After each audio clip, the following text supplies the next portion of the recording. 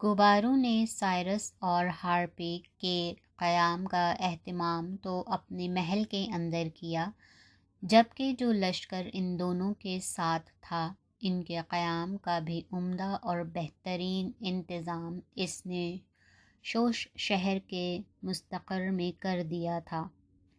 جب محل کے ایک کمرے میں سائرس و ہارپیک اور غبارو بیٹھ گئے، تب غبارو کو مخاطب کر کے سائرس کہنے لگا، میں دو کاموں کے سلسلے میں تمہاری طرف آیا ہوں۔ پہلا یہ کہ جس طرح ماضی میں آستیاگس کا باج گزار تھا، ایسے ہی تم تھے۔ اب چونکہ میں نے آستیاگس کے علاقوں پر قبضہ کر لیا ہے، ایران کا اب میں شہنشاہ ہوں، لہٰذا سب سے پہلے تو میں تمہیں پیغام دینے آیا ہوں کہ اب تم کسی کے باج گزار نہیں ہو، ایک آزاد حکمران ہو۔ تمہیں نہ ایران کو خراج دینا پڑے گا، نہ تمہیں یہ احساس ہونا چاہیے کہ تم کسی کے ماتحت ہو۔ سائرس کے ان الفاظ پر غبارو نے تشکر آمیز انداز میں اس کی طرف دیکھا، تو یہاں تک کہ سائرس پھر کہنے لگا، تمہاری طرف آنے سے میرا دوسرا مقصد یہ ہے کہ میں نے سنا ہے تمہارے ہاں کچھ پرانے علوم کے ماہرین کے علاوہ بہترین نجومی بھی ہیں۔ میں ان سے آنے والے دنوں کے احوال جاننا چاہتا ہوں۔ دراصل میڈیا کا بادشاہ کرزوش میرے علاقوں پر حملہ آور ہونے کے لیے پر تول رہا ہے۔ چونکہ وہ آستیاگس کا رشتہ دار ہے، لہٰذا وہ آستیاگس کے علاقے مجھ سے واپس لینا چاہتا ہے، جہاں وہ خود جنگی تیاریوں میں مصروف ہے۔ وہاں اس نے مصر، اسپارٹا اور بابل کے حکمرانوں سے بھی مدد طلب کر لی ہے۔ اس کے علاوہ اس نے اپنے کچھ قاصد یونان کی طرف روانہ کیے تھے، اور وہاں کے نجومیوں سے اس نے یہ جاننے کی کوشش کی تھی کہ اگر وہ دریائے ہیلس کو عبور کر کے میرے علاقوں پر حملہ آور ہو تو کیا اسے کامیابی ہوگی۔ اب یونان کے نجومیوں نے اسے یہ جواب دیا ہے کہ اگر وہ دریائے ہیلس کو عبور کر کے ایرانیوں پر حملہ آور ہوگا تو ایک بڑی سلطنت کا خاتمہ ہو جائے گا۔ اب یہ بات میری سمجھ میں نہیں آ رہی ہے کہ کس بڑی سلطنت کا خاتمہ ہوگا۔ کرزوش کی سلطنت بھی کافی بڑی ہے، ہماری سلطنت اس سے بھی بڑی ہے، لہٰذا ان نجومیوں کے اس جواب نے مجھے شش و پنج میں مبتلا کر دیا ہے۔ اس بنا پر میں تمہاری طرف آیا ہوں تاکہ تمہارے ہاں جو نجوم کا علم جاننے والے ہیں ان سے میرے آنے والے دونوں سے متعلق کچھ استفسار کروں۔ مورخین لکھتے ہیں ابھی یہ گفتگو ہو رہی تھی کہ اس موقع پر غبارو کی حسین و جمیل بیٹی ایلتس اس کمرے میں داخل ہوئی۔ یہ بھی کہا جاتا ہے کہ وہ بڑی حسین و خوبرو اور پرکشش لڑکی تھی۔ اس کے ہاتھ میں چاندی کے طشت تھے جن کے اندر شکر لگے خرمے اور بڑی نفاست سے تیار کیے گئے شہد لگے پھلکے تھے۔ یہ چیزیں وہ سائرس اور ہارپیک کے لیے لے کر آئی تھی۔ اس کی اس مہمان نوازی پر سائرس بڑا خوش ہوا۔ ایلتس سے مل کر اور اسے دیکھ کر بھی اس نے خوشی کا اظہار کیا۔ جب پیش کی جانے والی چیزیں وہ نوش کر چکے تب گوبارو اٹھا اور کہنے لگا، چلو میں تمہیں پرانے علوم کے ماہرین کے پاس لے کر جاتا ہوں۔ سائرس اور ہارپیک اس کے ساتھ ہو لیے۔ گوبارو کی بیٹی ایلتس بھی ان کے ہمراہ تھی۔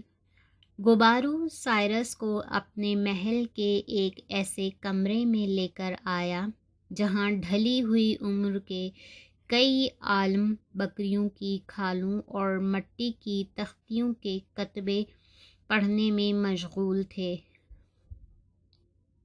یہ کتبے دیواروں کے برابر لکڑیوں کے سہارے کھڑے کیے گئے تھے، جیسے وہ کسی انتہائی قیمتی خزانے کی نایاب اشیاء ہوں۔ بکری اور ہرن کی کھال پر لکھی ہوئی تحریروں اور نوحوں کو دیکھ کر سائرس اور ہارپیک بڑے متاثر اور حیران ہوئے۔ اس پر انہیں مخاطب کر کے گوبارو کہنے لگا، یہ تو کچھ بھی نہیں، آشوریوں کے بادشاہ آشور بنی پال کے پاس کتبوں اور لوحوں کا اس سے بھی بڑا ذخیرہ تھا، اور وہ اپنے اس ذخیرے کو کتب خانہ کہہ کر پکارتا تھا۔ بہرحال سائرس اور ہارپیک دونوں ان کتبوں اور لوحوں کو دیکھتے ہوئے آگے بڑھتے رہے جن پر ڈھلی ہوئی عمروں کے لوگ کام کر رہے تھے۔ کچھ کھالوں کے قریب گوبارو رک گیا اور سائرس اور ہارپیک کو مخاطب کر کے کہنے لگا، یہ جو سامنے والی کھال پر مدھم مدھم تحریریں دکھائی دے رہی ہیں، ان پر قدیم حتی قوم کے زوال کا راز لکھا ہوا ہے۔ حتی بڑی بہادر قوم تھی۔ اس کے ساتھ والی کھال پر نینوا کے حکمرانوں یعنی قوم آشور کے زوال کا راز درج ہے۔ افسوس، ہتھیوں اور آشوریوں کی طاقت و قوت پر نازل ہونے والی آفتوں کو یہ دونوں قومیں روک نہ سکیں۔ وہ ایک دوسرے کے ساتھ نبرد آزما رہے، لیکن ان کے غیر ذمہ دار حکمرانوں نے کبھی اپنی قوموں کے انجام پر نگاہ نہ رکھی۔ گوبارو کے ساتھ سائرس اور ہارپیک جب اسی بڑے کمرے میں آگے بڑھے تب ایک بہت بڑی کھال پر جو تحریر لکھی تھی اس کی طرف اشارہ کرتے ہوئے سائرس کہنے لگا، یہ کیا ہے؟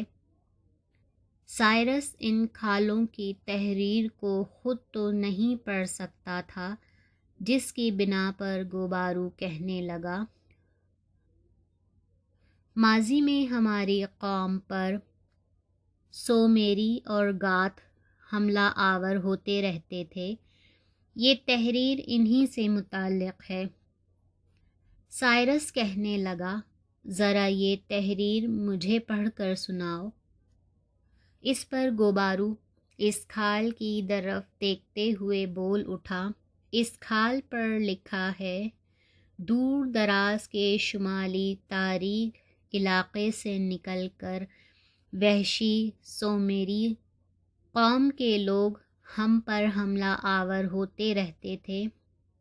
ان سومیری حملہ آوروں نے ہمارے علاقوں کو تاخت و تاراج کر کے عمارتوں کو غارت کر ڈالا، کیا عبادت گاہیں اور کیا محل سب ویران کر دیے۔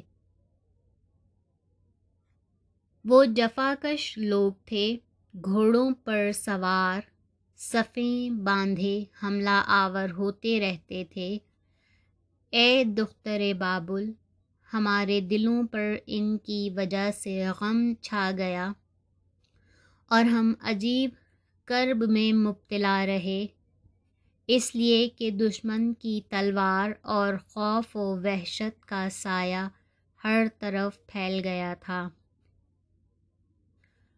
سومیری ایک قدیم ترین قوم تھی جو دریائے دجلہ اور دریائے فرات کے درمیانی علاقے میں آباد تھی، اور 4000 سال قبل مسیح اس علاقے میں اس قوم کی زبردست حکومت تھی۔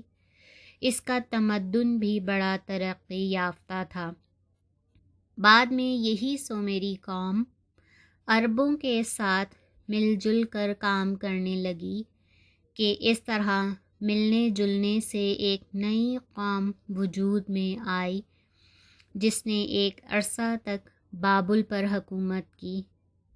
اس مشترکہ قوم کو اقادی کا نام دیا گیا۔ انہی میں ایک نامور اور مشہور بادشاہ بخت نصر تھا۔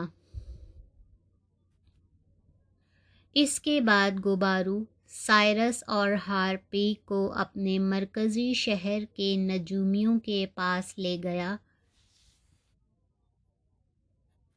سائرس نے جب ان کے سامنے یہ سوال پیش کیا، اگر میڈیا اور لیڈیا والوں کی جنگ ہوتی ہے تو ان میں کون کامیاب رہتا ہے، میں یا لیڈیا کا بادشاہ کرزوش؟ سائرس کے اس سوال پر سارے نجومی کچھ دیر تک سر جوڑ کر بیٹھ گئے، اپنا حساب لگاتے رہے۔ پھر انہوں نے اپنا متفقہ فیصلہ دیتے ہوئے کہا، لیڈیا کا بادشاہ کرزوش میڈیا کے بادشاہ سائرس پر حملہ آور ہونے کے لیے 3 قوموں سے اتحاد اور تعاون مانگ رہا ہے، اہل اسپارٹا سے، مصر سے اور بابل سے۔ اگر یہ تینوں قومیں متحد ہو کر اپنا لشکر کرزوش کے پاس پہنچا دیتی ہیں اور چاروں قوموں کا ایک متحد لشکر تیار ہو جاتا ہے